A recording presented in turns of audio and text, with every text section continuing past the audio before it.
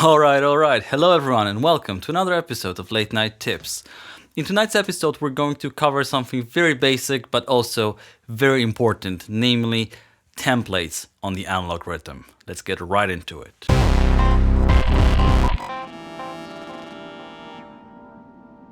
I think that templates are an essential part of an effective Elektron workflow. I use those templates on all my devices, and I'd like to show you how to create one on the Rytm because it's going to make it more accessible, easier, and much more fun to work with the analog rhythm once you have a template. After I create a template, I usually just save it as a template and I start every single project from that template and I just save it as something else. Remember that it might be also a good idea to immediately create a backup of your template in case you accidentally overwrite your template. Okay, so let's start a blank project in here. I'm going to go to project, load project, create new, save no, proceed yes, and that's a brand new project here. So first thing I'm going to do, I'm actually going to set up my MIDI settings to make sure that the rhythm communicates with the other gear properly. First of all, sync. Clock receive yes, clock send yes because I want the rhythm to send the clock to analog 4. Transport send as well because I want the rhythm to start the analog 4. Program change receive yes because I want the Octatrack to send pattern changes. And program change send yes because I want the analog 4 to follow. And that's that. Then MIDI port config is... I'm just going to input from MIDI.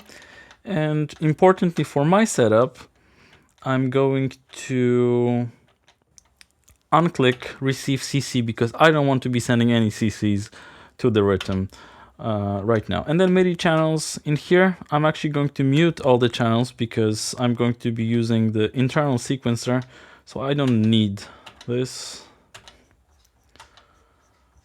to make sure that nothing is being triggered in here by my other sequences from the Octatrack.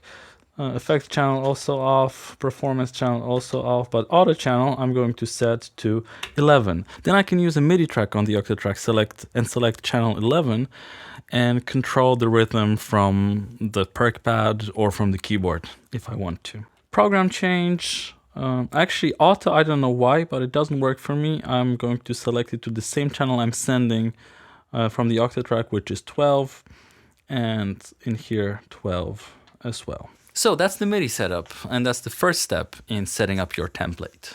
So the next important option is track quantization, and I'm going to set global to 127, and if you want the individual ones to follow that, you can also select them from here to make sure that everything's quantized and under control. Obviously that's my preference. If you have different quantization preferences, you can also set them up according to your preferences. And now the very important part is actually pattern length. And it's important because I like to have a lot of flexibility in that department. And if you accidentally do this, you're going to ruin all the tracks in here. So I'm going to go to advanced and to make sure that all the tracks are in advanced mode. And importantly, I'm actually always setting this to 64 so that I have a lot of flexibility with the steps. And if you press function and this knob, it's going to jump by 16ths, which is handy. And this can stay at 16. And so now if I select a different track, I should also be in the advanced mode and shouldn't have any problems. So the next thing you can do is actually you can set up your effects. So I'm going to go to this track, I'm going to go to here and set up my reverb, and then go to effects and reverb and set it up in the way that is good for me.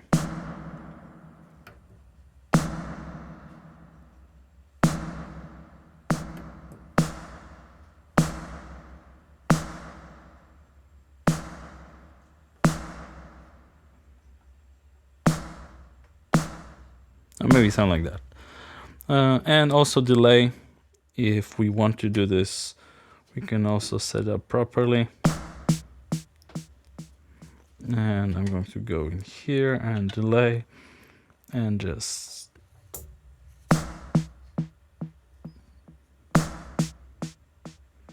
and maybe the feedback, take it down a notch. Yeah, that's pretty good. Those are the essential things that you need to set up for your template. Optionally, you can also load up machines so that you have your favorite machines loaded up, and you can load the samples into the sample pool, the samples that you usually use, because it sometimes gets annoying to have to load the samples separately. But this is totally up to you. Then the only thing that you need to do is you need to go to the project and save it as a new template, for example. And that's that. Those are the essential elements of an analog rhythm template. Very simple stuff, but it really improves your workflow on the device. Thank you very much for watching this episode of Late Night Tips. Make sure to subscribe for more tutorials and more jams. If you have any questions or tutorial requests, make sure to drop a comment in the comment section below. Thank you very much for watching. Have a great night and take care.